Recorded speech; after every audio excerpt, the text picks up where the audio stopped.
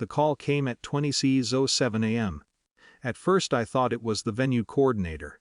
People had been calling all week about seating charts, flowers, last-minute details that somehow felt urgent to everyone except me. But the name on the screen wasn't familiar. I answered anyway. The voice on the other end spoke quietly, like someone aware of the hour. "I'm sorry to wake you. This is Daniel Harper. I'm your father's attorney." That alone was enough to make me sit up in bed. "My father's lawyer," I repeated. A pause. Papers shifting somewhere near his phone. "Yes, I need you to listen carefully. I wouldn't be calling at this hour if this could wait until morning." Something inside me tightened. "Your father signed documents tonight," he said. "Legal amendments to the structure of your trust fund."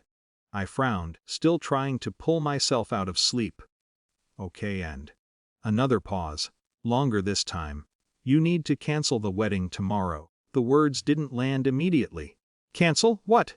"Cancel everything," he said, more firmly now. "Your father just signed documents that will destroy your life if the marriage proceeds under the current terms." For a moment I thought I had misheard him. "What documents?" His voice lowered. "Your trust fund."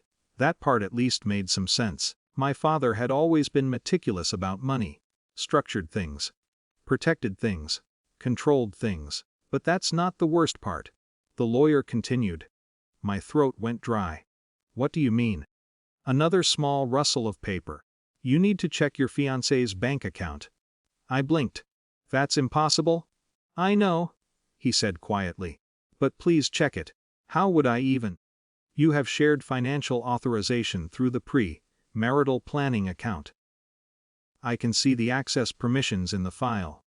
He was right. We had opened that account together while organizing the wedding expenses. A practical decision. One of many. My hands were suddenly cold. "I'll stay on the line," he said. I got out of bed without turning on the light. The house was quiet. My mother and relatives were asleep in guest rooms downstairs. The kitchen counter still held half-packed gift boxes and folded reception menus. Everything looked peaceful. Normal. I opened my laptop. It took longer than it should have to log in. My fingers kept hesitating over the keys. When the account finally loaded, the first thing I saw looked ordinary. Wedding payments. Venue deposit. Catering transfer. Then I noticed the other line items, small at first, then larger, then unmistakable. Transfers that traced back to a secondary holding account connected to my trust. Not directly. Not obviously. But enough. Enough that anyone familiar with financial structures would recognize the pattern. The dates made it worse. They had started months ago. My vision blurred. I didn't remember falling. Only the cold tile of the kitchen floor against my cheek. When I picked the phone back up, the lawyer was still there. "I take it you found them," he said. I sat up slowly. "Yes." The word sounded strange in my own voice. "Your father discovered the transfers 3 days ago," he said. "Tonight he executed an emergency amendment to your trust agreement." "What kind of amendment?" "If the marriage proceeds under the current legal structure, your fiancé gains indirect influence over several financial channels tied to the trust." I stared at the screen. "So my father locked it down." "Wes. And he didn't tell me." "No." Outside the kitchen window, the sky was beginning to lighten. Morning. The wedding day. For a long time, neither of us spoke. Finally, I asked the question that had been sitting quietly behind everything else. Did my fiancé know about the amendment? Another pause. "Yes," the lawyer said. "How?" "Your father contacted him yesterday afternoon." That hurt more than the transfers. Because it meant the silence wasn't confusion. It was strategy. By 9 in the morning the house was awake. Hairstylists arrived.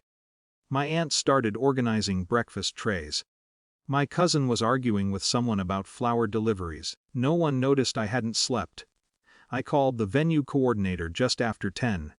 "I need to delay the ceremony." Her voice tightened instantly.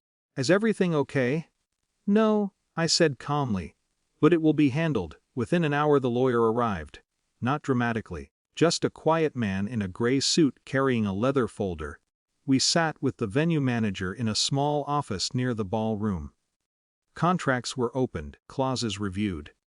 The trust amendment had one very specific condition: any marital union tied to the trust's financial instruments required updated disclosure and consent filings. None of those had been completed. Legally, the ceremony couldn't proceed as planned. The decision wasn't emotional. It was procedural. When my fiancé arrived, he didn't look shocked. He looked irritated, like someone whose plan had encountered an unexpected delay. "We can fix this," he said. But his voice lacked urgency. The calculation was still there, and something inside me went quiet. Not anger, not heartbreak, just clarity. Guests never received an announcement.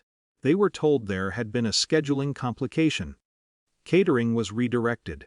Flowers remained untouched. By late afternoon the ballroom was empty. I left before most people understood what had happened.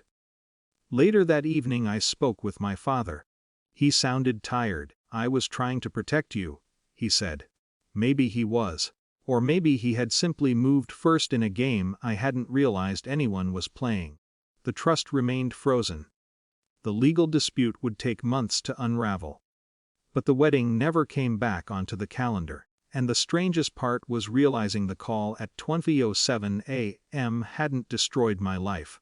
It had only revealed what had already been quietly breaking.